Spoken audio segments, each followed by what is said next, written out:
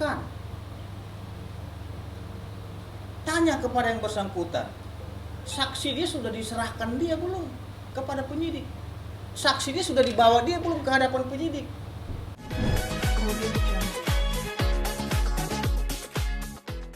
Nah, setelah dipenuhi semua, baik alat bukti, keterangan saksi, ahli dan lain-lain, alhamdulillah di tanggal 11 Agustus 2022 laporan kita naik ke tahap sidik. Karena sudah lengkap semua bukti, saksi dan lain-lain. Kalau berbicara tentang ranah hukum, proses di kepolisian itu tidak bisa versi Anda sendiri. Tidak bisa. Butuh proses pendalaman, penyelidikan dan penyidikan. Gelar perkara. Dan gelar. Jangan Anda kira, oh saya yang paling benar. Tidak. Harus dikonfrontir semua. Gitu loh. Kalau Anda hanya menyampaikan, oh saya yang belum, tapi Anda tidak mengakui Anda melakukan perbuatan, itu nggak boleh, nggak fair seperti itu. Harus adil. Di tanggal 11 Agustus 2022 ditingkatkan statusnya dari penyelidikan menjadi penyidikan. Ya, di 11 Agustus 2022. Yang bersangkutan koar-koar. Yang bersangkutan lapor sana, lapor sini, lapor ke problem lain. Dibilang laporannya tidak jalan. Perlu saya luruskan. Tanya kepada yang bersangkutan, saksi dia sudah diserahkan dia belum kepada penyidik? Saksi dia sudah dibawa dia belum ke hadapan penyidik? Jangan-jangan polisi yang mencari saksinya gitu, menjumpai langsung ke hotel tersebut. Kasihan. Anda yang bermasalah jangan libatkan orang yang jadi repot gitu. Loh, Anda kan ingin perjuangkan hak. Hormati juga proses hukum yang sedang berlangsung. Jangan Anda merendahkan penegak hukum. Saya pribadi terus terang sangat kecewa terhadap yang bersangkutan. Kenapa saya kecewa? Karena saya yang tidak ada urusan dengan yang bersangkutan, tidak ada hubungan masalah pribadi dengan bersangkutan, akan tetapi difitnah dan dibuat opini dengan salah satu orang, ya, dia bertelepon katanya dengan orang lain. Di dalam opini dia itu menceritakan saya ini melakukan perbuatan tercela dengan menyawer-nyawer pihak kepolisian. Teman-teman, itu adalah fitnah yang sangat keji sekali terhadap diri saya, dan itu sangat melukai hati kami selaku advokat, dan sangat merendahkan profesi advokat sebagai officium nobile, profesi yang mulia dan terhormat. Cara-cara seperti itu tidak pernah kita lakukan. Dan saya luruskan dulu juga, pada waktu perkara pertama di Polres Kabupaten Bogor itu saya belum ada surat kuasa. Saya tidak ada hubungan dengan penyidik. Saya tidak pernah berkomunikasi dengan penyidik, melainkan penasihat hukum beliau yang lama. Ini sudah fitnah yang keji. Kapan saya ke Polres Bogor? Dan karena memang sudah tersebar itu di salah satu media swasta, saya somasi orang yang bertelepon dengan dia. Yang bersangkutan langsung mengklarifikasi. Dia mengklarifikasi di IG-nya bahwasanya pembicaraan tersebut tidak benar dan meminta maaf kepada saya pribadi secara langsung. Saya sebagai orang yang berpendidikan tidak melanjutkan hal tersebut kepada proses hukum. Saya memaafkan mereka semua dengan lapang hati dan welas asih. Saya maafkan. Bayangkan, pertama saya maafkan. Sudahlah, ngapain saya perpanjang ini ke proses hukum. Saya maafkan. Karena saya menilai kalau memang itu menurut dia yang terbaik buat dia. Kalau dia merasa menghina saya, menjelekkan saya, dan merendahkan saya, membuat dia dapat rezeki, alhamdulillah, saya memberikan pekerjaan dan rezeki kepada dia dengan menghina saya. Nggak apa-apa, mungkin itu yang terbaik menurut dia, dapat rezeki, silakan. Kita memberikan pekerjaan ataupun rezeki kepada orang lain. Nggak apa-apa saya dihina. Oke? Terus teman-teman sekalian, yang kedua, saya juga melihat adanya postingan dia memposting dengan memotong percakapan saya pada waktu di Lembaga Perlindungan Saksi dan Korban. Dia mengatakan ada nih pengacaranya meminta saya pada percakapan saya mau mohon dulunya agar yang bersangkutan dilakukan TSK. Oh, dan saya sudah menjadi tersangka. Saya menerima surat ini dan saya akan dipanggil tanggal 1 November katanya. Loh, apa-apa dipotong, diedit. Dan nanti ada menyangkut Pak Jenderal juga, nanti akan menjelaskan beliau. Dan beliau juga menyinggung karena ada jenderal, makanya perkara saya ini seolah-olah ada intervensi. Nanti akan diuruskan Pak Siswandi 2 kali. Dan ada ketiga kali katanya di WA bungkus kata gitu. Apa yang mau dibungkus? Dia mau bungkus kita. udah bertubi-tubi serangan ini kepada kami. Memang saya lihat nih rekan saya Pak Brigjen Siswandi sangat orangnya tenang, slow, walaupun fitnahan itu bertubi-tubi tetap kita tersenyum aja menghadapi itu. Dan teman-teman sekalian, perlu disampaikan kepada teman-teman yang bersangkutan mengadu ke LPSK. Kita juga mengadu ke LPSK dan telah diuji. Yang korban sebenarnya itu adalah siapa? Adalah Dr. Siska Koirunisa. Tidak mungkin orang memberikan perlindungan kalau tidak dilakukan pengkajian yang utuh dan dalam. Apa yang menjadi sebab akibat dalam permasalahan tersebut sehingga terjadinya keributan? Status Dr. Siska terlindungi selaku korban maupun saksi. Dan yang bersangkutan mana? Nggak ada. Janganlah sedikit-sedikit dibuat opini negatif, digiring masyarakat ini sehingga hal-hal tersebut menjadi keliru. Jangan. Ini orang yang lemah, apalagi seorang perempuan yang tiada berdaya. Nah, setelah itu yang bersangkutan sudah ditetapkan tersangka. Kita secara pribadi wajar dong meminta keadilan dan kepastian hukum, memohon kepada Bapak Kapolri, memohon kepada Bapak Kapolda Jawa Barat, memohon kepada Bapak Kapolres, Bapak Kasat Polres Kabupaten Bogor dan penyidik Polres Kabupaten Bogor untuk segera melakukan tindakan tegas terhadap tersangka ini karena sangat sudah melukai hati kami. Kami bermohon Pak, mohon kepada Bapak Kapolres Bogor, mohon kepada penyidik, tolong dilakukan tindakan tegas terhadap yang bersangkutan ini karena telah meresahkan diri kami selaku pribadi maupun korban dan masyarakat yang membuat isu-isu liar dan sangat merendahkan penegakan hukum di negara Republik Indonesia ini.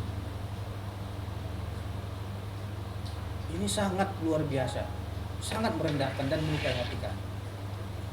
Jadi terhadap hal tersebut bertepatan juga di sini ada yang disinggung Pak Siswandi karena nama baik beliau sebagai pejabat, mantan pejabat negara, Pati Polri dahulunya, yang menyangkut-nyangkut jenderal-jenderal katanya akan dijelaskan oleh Pak Siswandi. Silakan. Terima kasih rekan kita Pak Fitra. Rekan-rekan, saya meluruskan atas fitnah saya karena beliau menyebarkan fitnah itu karena jenderal saya jadi tersangka. Tadi udah jelaskan sama Pak Fitra. Kita dari mulai kasus yang tadi diceritakan mulai Mei, Juni, Juli, Agustus, September, kita bukan kuasa hukumnya. Iya. 14 Oktober. Kita jadi kuasa hukum adalah 14 Oktober. 13 Oktober. Okay. 13 Oktober.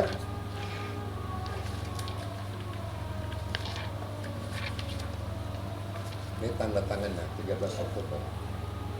Sejak tanggal 11 Oktober baru kita ketemu klien kita. Baru kita minta semua lengkap kronologis dan dokumennya. Okay. Dan disangka saya seorang brigjen mantan Pati Polri. Dibilang saya bukan lawyer. Ini rekan-rekan, saya disumpah di Pengadilan Tinggi DKI saya sebagai lawyer. Tampak. Ya, saya predikannya sudah advokat resmi. Jadi jangan menyebarkan isu kemana-mana. Oke. Yang kedua, saya tidak kenal penyidik, saya tidak kenal Kapolres. Saya menyentuh Kapolres itu minta gelar, Pak, ada hari Senin. Dan itu bersamaan dengan LPSK di ruangan rapat. Baru saya kenal itu. Ya, penyidik, Kapolres, baru saya tahu dan tatap muka. Kita gelar, versinya polisi apa, penyidik kita tampung, versi dari LPSK bahwa udah dilindungi kita tampung, kita selaku lawyer. Permintaan saya satu waktu itu kepada Kasat Serse, ya, kami mohon melakukan penyidikan yang seimbang. Karena ini ketimpangan, saya 35 tahun jadi reserse, saya praktisi tahu ketimpangan ini. Tatkala saudara KH dipanggil, ya, sebulan tidak muncul, tidak ada reaksi dari penyidik. Tatkala klien kami di panggilan pertama, kita kedua ke India, kita sudah kirim surat resmi. Kenapa dipanggil lagi panggilan kedua tanggal 17 yang untuk tanggal 24? Nggak fair. Ini untuk menjustis bahwa nanti klien kami tanggal 5 pulang dari India untuk dijemput. Ini nggak boleh. Ya, status sudah perlindungan LPSK. Kedua minta penundaan karena mau ke India berobat. Ada muncul panggilan kedua. Ini biasanya penyidik akal-akalan gitu. Tiba di Indonesia tanggal 5 dijemput. Itu yang saya luruskan. Ayo silakan, dan kita dilaporkan 352 silakan. Kita melapor 351 dan 335 sudah tersangka, nggak diapa-apain. Wajar kalau kita mengirim surat ke setingkat lebih atas. Kita ngirim surat ke Karwasdik untuk digelar secara objektif. Ya, dan sampai hari ini saya belum pernah ketemu Karwasdik, hanya surat. Nah itu diminta digelar, kan fair kita. Nah hari ini kenapa kita konvers? Karena dia keluar-keluar di Bogor. Dia hari ini diperiksa sebagai tersangka. Ya mudah-mudahan penyidik memberikan keadilan dan kebenaran yang hakiki. Jangan sepotong-sepotong. Tadi udah jelaskan, saya lengkap visumnya, saya lengkap semuanya. Ini yang saya sampaikan kepada penyidik. Silakan jalan bersamaan, silakan transparan, jangan berkaki dua. Saya 35 tahun sebagai penyidik, saya praktisi, sekarang lawyer. Ya kita meluruskan, ya. Jadi saya resmi, saya ingatkan Anda.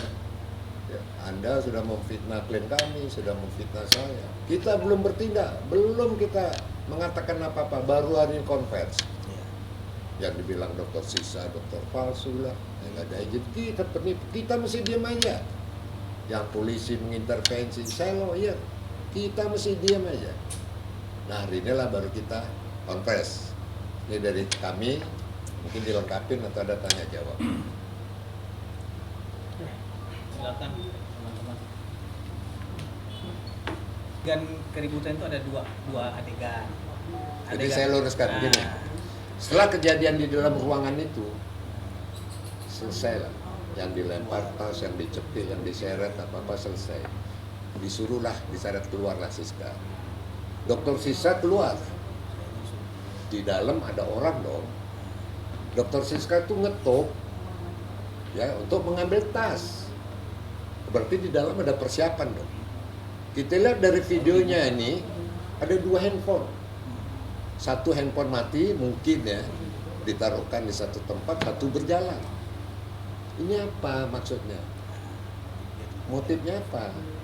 Itulah yang disebarkan dipotong-potong. Sedang kejadian dari awal tidak. Saya sampaikan ke penyidik, coba tolong visumnya. Kalau kita melapor pakai visum itu jelas. Nah, kalau mereka pakai jejak rekam medis bahwa itu penyakit pinggang, untuk melaporan polisi panggil aja rumah sakit. Kita pernah kasus kok Setnopil, ya kan? Yang nabrak yang ke rumah sakit mana direkayasa ditangkap kok. Nanti kan hak jawab dari rumah sakit ada. Ya, jangan itu dipaksakan untuk buat laporan polisi, padahal rekam medis bukan visum.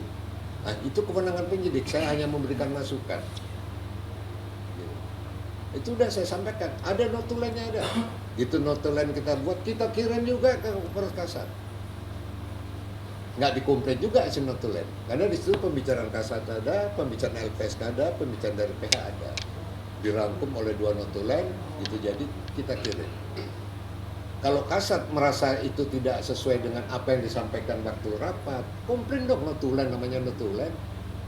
Ya kan mungkin salah huruf, salah kata, salah kalimat, enggak. Yaitu notulen waktu hari Senin kita gelar di ruangan rapat Kasat Sersen. Ada lagi. Atau infotainment yang selama ini memberitakan yang nggak benar-benar, tolonglah seimbang, yang benar yang mana. Kita selama ini diem, nggak pernah manggil media gitu. Kalau dia kan terus saja ke Komnas HAM, kita tahu apa sangkut punya ke Komnas HAM. Dia ngundang media-media, kalian juga diundang. Marah orang Komnas HAM nggak jadi, itu konferensi dibatalin. Dia setiap kemana-mana itu kan langsung manggil media. Ya kalian tahu lah kan bagaimana mereka hebatnya manggil media gitu ya. Oke, tanya yang lain. Tanggal 5. Mudah-mudahan tanggal 5 nggak ditunda-tunda karena di Jepang. Berarti KH itu udah jadi tersangka per tanggal berapa, Bang? Per tanggal saya lihat ya.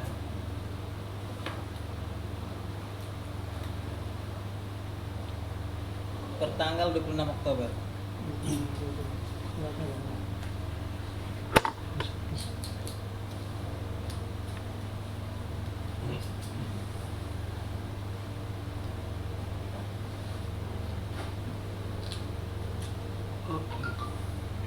Dan mohon nanti alamat pribadi seseorang itu di blur ya, karena alamat. Bang, minta Bang, dia kena pasal apa aja, Bang, mungkin ancaman hukumannya? Nah, pasalnya jelas 351 dan atau 335, yaitu penganiayaan berat dan atau perbuatan tidak menyenangkan. Jelas pasal tersebut adalah pasal progresif karena ada 335-nya. Dan teman-teman sekalian perlu ketahui, pasal yang dilaporkan oleh klien kami Dr. Siska itu tidak main-main. Ancaman pidana itu di atas 5 tahun. Jadi saya minta, karena pasal ini di atas 5 tahun, mohon kepada penyidik agar dilakukan tindakan tegas terhadap tersangka ini, mengingat pasal tersebut ancaman pidananya di atas 5 tahun. Terus yang kedua, rekan-rekan sekalian, bahwasanya terkait dengan kasus ini, karena memang Dr. Siska juga statusnya terlindungi, saya kira kita semua sangat menghormati aturan hukum dan kita mengerti tentang Kitab Undang Hukum Acara Pidana, dan kita juga mengerti tentang undang-undang sebagai hierarki perundang-undangan tertinggi di negara Republik Indonesia. Sehingga dengan adanya novum baru, maka berlakulah asas lex specialis derogat lex generali. Artinya hukum khusus mengenyampingkan hukum umum. Hukum umum itu adalah Kitab Undang Hukum Pidana. Hukum khususnya adalah undang-undang. Kalau sudah ada aturan undang-undang yang mengatur tentang suatu peristiwa, dalam hal ini saksi, pelapor maupun korban yang akan atau sedang ataupun telah membuat laporan polisi terkait dengan laporan polisi yang dibuatnya, tidak dapat dituntut ataupun digugat baik secara pidana maupun perdata. Itu diatur rekan-rekan sekalian di dalam Undang-Undang Nomor 31 Tahun 2014 tentang perlindungan saksi dan korban. Di ayat 2-nya dikatakan, apabila ya, di pasal 10 ayat 2-nya dikatakan, apabila ada tuntutan atau gugatan terhadap saksi, korban, pelapor, ya, terhadap dengan laporan polisi yang ia buat atau sedang ia buat, maka tuntutan tersebut haruslah ditunda sampai laporan polisi yang ia buat tersebut telah diputuskan dan ingkrah secara hukum. Artinya apa? Undang-Undang Nomor 31 Tahun 2014 adalah lex specialis. Sehingga KUHP tidak boleh menabrak undang-undang tersebut. Karena Undang-Undang Nomor 31 ataupun undang-undang adalah hukum tertinggi negara Republik Indonesia dan peraturan paling di bawahnya.